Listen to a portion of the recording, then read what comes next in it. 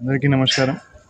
ఈరోజు Epurupalem police station లిమిట్స్లో Chirala sub డివిజన్లో ఒక అన్ఫార్చునేట్ ఇన్సిడెంట్ జరిగింది. సీతారాంపురం ఏరియాలో ఈపురపాలెం గ్రామంలో ఒక 21 years old అమ్మాయి మార్నింగ్ అరౌండ్ 5:30, 5:45కి ఇంటి నుండి బయటికి బహిర్భూమికి రావడం జరిగింది. సో చాలాసేపు రిటర్న్ రాకపోతే ఇంట్లో వాళ్ళకి కొంత అనుమానం వచ్చింది.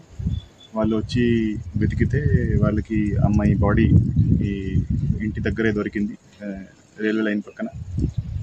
సో అమ్మాయికి చనిపోవడం అమ్మాయి డెడ్ బాడీ ఇక్కడ రైల్వే పట్టాల దగ్గర దొరికింది. సో దాని మీద కేసు నమోదు చేసి ఈపురపాలెం పోలీస్ స్టేషన్లో మర్డర్ అండ్ రేప్ కేసు నమోదు చేసి దానికి ఇన్వెస్టిగేషన్ స్టార్ట్ చేయడం జరిగింది. సో ఇక్కడ సీన్ ఆఫ్ క్రైమ్ అంతా విజిట్ చేశాము. సో సీన్ ఆఫ్ క్రైమ్ దగ్గర అమ్మాయి చెప్పళ్ళు, ఒక వాటర్ బాటిల్, అమ్మాయి బట్టలు దొరికాయి. సో ఇన్వెస్టిగేషన్ సైంటిఫిక్ లైన్స్ మీద అన్ని కోణాల నుంచి అన్ని ఇన్వెస్టిగేషన్ చేయడం జరుగుతూ ఉంది. సో దానికి 5 teams ఏర్పాటు చేయడం జరిగింది.